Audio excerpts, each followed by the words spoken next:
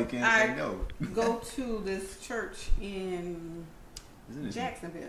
Yeah, somewhere in North Florida. Where they said keep the kids home because the pastor is a convicted sex offender. Yeah. How that work? Well, apparently this pastor in Jacksonville was convicted of sexual molestation. Hide your kids, hide your wife. I know, hide everybody. And in order for him to preach at the church, which the church installed him back again, they say he's an anointed pastor. They want him to come back. The children have to go in another part of the sanctuary or in another building adjacent to the church or something like that, so he will be able to preach. And I saw the interviews. One of the women were like, "We know that God sent him here." That type of David Koresh stuff right there, that Kool-Aid stuff, that... I just shake my head, man, because it's like women don't give a damn about their children, man. Don't give a damn about their children. She said, "How..." And if the pastor probably wanted to marry her, she would probably send her kids to a boarding house so he could be in the house. Exactly. That's the type of stuff right there. I'm like, oh, if it's that bad, go get a dildo, please. I'm serious. If you need a man that bad, the only thing that'll run out on you if you get a dildo or the battery. Exactly. You can go recharge on that. But this lady sat there in the interview with the news people and they were mad. They were mad, and she said she believed that he was sent to her to the church by God, and that everybody made mistakes, and this is something we're willing to walk through with him on. When it comes to children, that is not something I'm willing to walk with you through on. That's something that the psychiatrist. You made your mistake. Okay, we get that. But you won't be back up in here. Exactly. Not to do it again. Exactly. And the church. And then we have to send the innocent kids away like they've done something wrong to another outhouse so this man could give us what now? Exactly.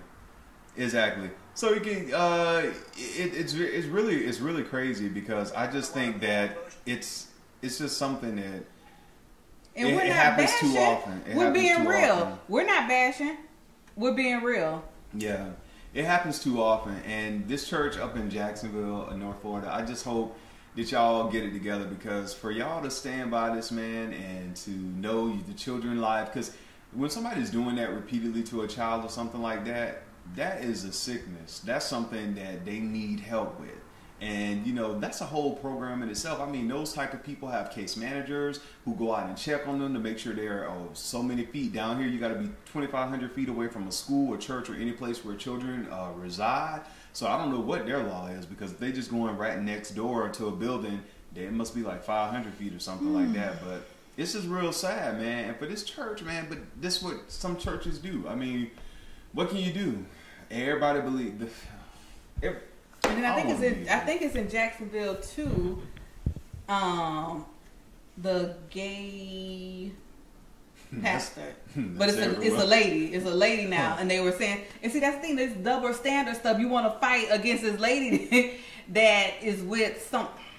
Oh, because she's gay and she's a pastor? And her first lady is a lady, of course. Oh, yeah. I know what you're talking about, but I don't know I know their names. But one of my favorite... I'm sick of these rules. We're not on the same page anymore with anything. I know, but because some churches have that whole, they believe strictly, man and a woman and a man. But now we see so many people who, and back home where I grew up, there was this lady who directed the choir, and everybody knew she was kind of butchy, but she was always in a strict Pentecostal church. And last year, a couple of months, 6 months ago, when I went home for Christmas, they told me she came out the closet, and the church criticized her, sat her down. She still comes and visit, but they really try to rebuke her and cast a demon out of her. But for all these years, she suppressed that she was a lesbian. And probably was miserable. She was miserable. Hold up, let me get this. I plug it in. It's still on? Yeah. Still on? Yeah. Couldn't live in her truth, and that's all I want. I want people to be able to live in their truth, no matter what it may be. If it's not hurting kids, other people, live and let live. We want you to live and let live. We do. Why so light now? You see how we light? Because we cute. Okay. Yeah, we want you to live and let live, but it's like you should not be getting married and hiding that because eventually the real you gonna come out, and so many just like people, she came out the closet. Eventually she came out. And I know one of my favorite lesbian pastors, I should say lesbian pastor, is Bishop Yvette Flonder out in California, City of Refuge.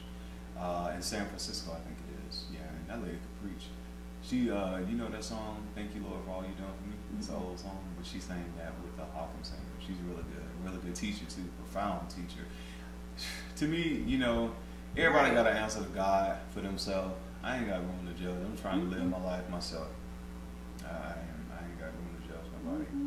But if that's what she is, I don't know. I believe you want to go to church. Yep, I sure would. Why not?